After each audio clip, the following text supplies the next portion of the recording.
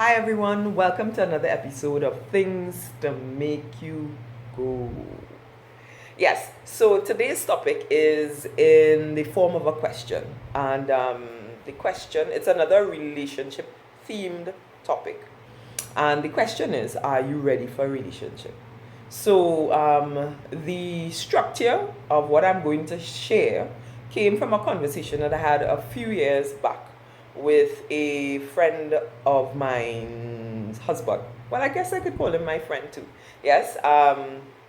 So we were chatting and all that, and he was sharing how they met, etc., etc. And in it, he mentioned, when you are ready to go, or when you are trying to figure out if you're ready for a relationship, there are three things you always have to consider: time, money, and energy. Yeah. So I sat down and I played with this thing for years, of course, in my head and all that. And I looked around and I evaluated my relationships. And then when people came to me and they would share about their relationship struggles and etc., etc., I realized that he was definitely onto something. So I wanted to share it with you, right? So let's break it down. So the first one we'll do would be with time. Now, some people may be thinking that time in this case would be how much time you've been single.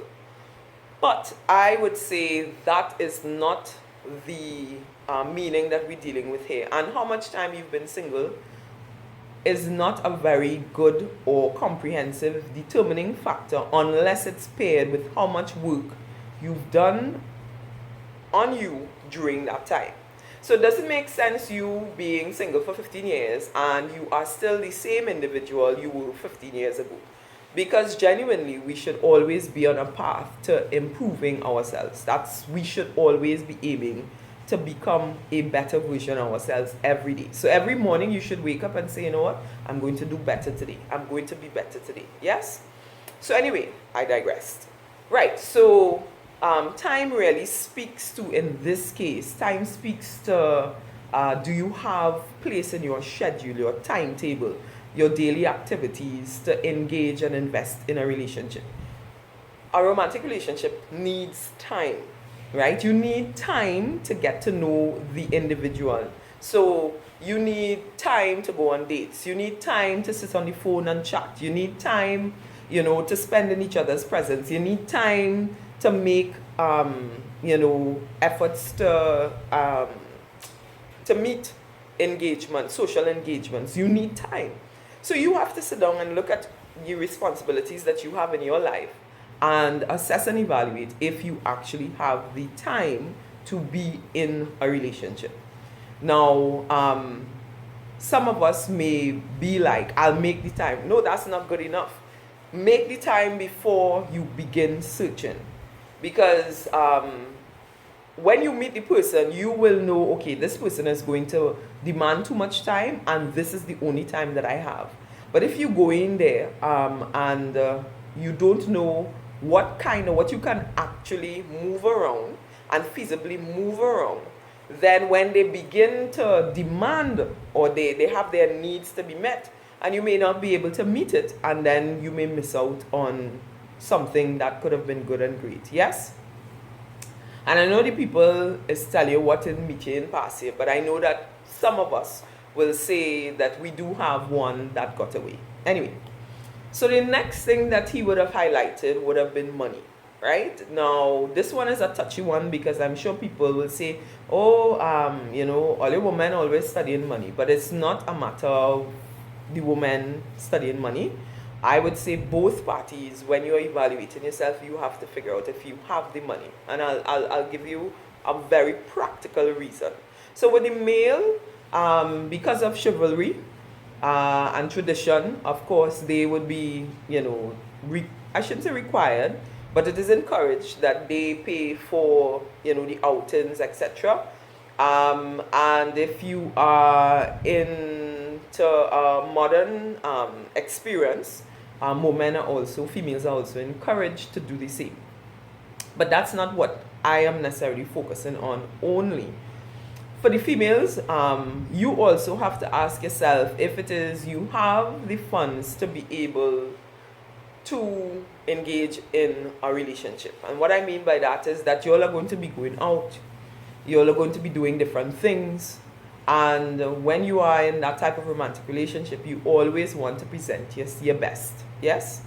So it means you want to go and do your hair, you want to go and get shoes or clothes, that type of thing. Can you of yourself fund those things? Can you of yourself be able to say, he says, hey babe, we got invited to my friend's party, whatever it is, and the dress code is, are you in a position to be able to do that, to make that happen? Yes? Now you might be resourceful and have, a friend or siblings or whoever it is that may be able to help you out. But it is something that you need to consider. Do you have the money to be able to roll out, a relationship? Now, I'm not saying that you should not try to get into a relationship, because I know a lot of relationships where persons don't have jobs, but they are in relationships. And for the most part, from where looking in from the outside, it seems healthy. But it is a consideration, because you can end up in problems. Yes? So think about it. Sit down and ask yourself, am I ready? Am I really ready to put in that kind of effort, etc.? So that's money. So the last one he said is energy. And it's not necessarily from a New Age point of view, but I want to look at energy from two perspectives. I want to look at energy as defined as effort, and then I want to look at energy as in energy. I'll explain what I mean.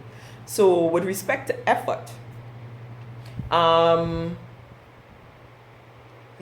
when you are going to connect, because that's what a relationship with is, right? When you're putting yourself out there to connect with other people, it takes energy. If you doubt that, ask an introvert.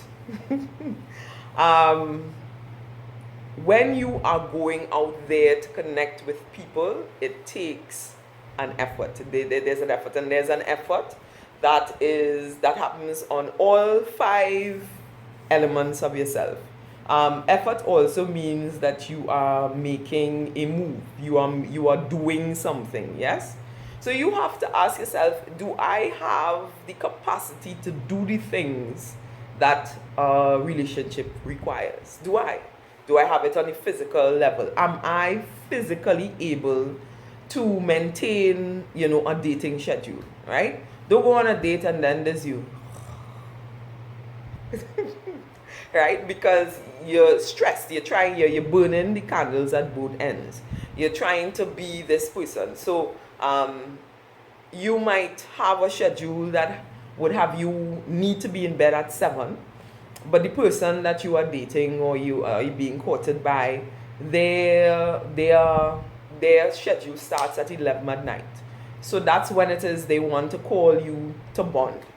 I mean, meaning it might seem trivial, it might seem funny, but these are the things that weigh and eventually undermine potentially good relationships. You have to ask yourself if you have the effort. Are you willing to put in the effort? Are you willing to do that? And again, spiritually too, because that's something that people don't even consider. Am I spiritually able to handle a relationship right now? Am I in a sound place with God that I would be able to move forward, with this relationship? Because God is really going to be the one to lasso you when you're getting out of timing. And God is also going to be the one to be your best discerning tool. Yes? So you have to ask yourself on those 5 levels, am I ready? Am I ready to do the emotional gymnastics of trying to search myself of how I really feel about the individual? What are my feelings towards them? Am I ready to sit and put in the effort mentally and intellectually to figure out what is this person really, are their words and their actions, line up? Because these are the things that you do while you are engaging in a relationship. It takes effort. It takes energy. It requires it. Yes? So you have to know if you are in a space in your life where you're able to do that. The next definition or understanding of energy when I said energy, and that does that deals, sorry, primarily with our non-verbal communication, or as people would say, our vibe that we give out. Yes. So unknown to us, before we even say anything, we give off a vibe through our non-verbal communication. Yes. So it means then that even though our hearts may be able to do something, our vibe, our non-verbal communication would suggest otherwise. Yes. So you can walk in, and if you're doubting what I'm saying, you could walk into a room or a crowd of people, and you scan the room or crowd of people, and you can see the person who is open and friendly. Yes. And it's not necessary that you can hear what they're saying, but their non-verbal communication gives off a vibe, sends a message that they are friendly and open. Yes, so you have to be aware of what your non-verbal communication, your vibe, the message that you are sending out there. Are your messages, I am willing to connect, I am open to connect, I am ready to connect, please connect with me. Are those things being communicated by your nonverbal communication? Now, some of us, because of our look, etc., meaning the way that we are made up physically, regardless of our nonverbal communication, people will still approach us, right? Because that would basically block our nonverbals. But the majority of us, we have that nonverbal communication speaking for us, speaking on our behalf, and may very well be determining if it is that persons approach us or don't approach us. Yes. Now, that of course too will also affect our interactions even beyond the first impression. And because you will hear many times people say, well, I was going to say, but when I see, I was getting a vibe, that kind of thing. So you have to be aware of the energy and stuff, the vibe, the messages, your non-verbals, as you interact interact with your partner and all that. And if you realize, right now I need some healing, because right now I'm just angry. I'm angry at everything because I'm so hurt. I'm so fearful. Then it means that even if, let's say, the person, connects with you, that is going to be emanating from you all the time, and you will find yourself being deemed unapproachable. You may find the person ghosting you and all those types of things, and you are completely clueless, and of course the relationship ends. So you have to figure out if it is that what kind of non-verbal communication, what kind of vibe, what kind of energy you're putting out there. Are you ready for a relationship? Yes. So some of you all quickly may be wondering what kind of vibe or non-verbal communication will be appropriate for a relationship. Well, I would want to say, basically, I want to hear you. I want to see you. I want to know you. That's the kind of message that should be emanating, and right through the relationship. I want to hear you. I want to see you. I want to know you. Yes? And if at any point in time that changes, meaning, like for instance, you're upset or whatever it is, use your words.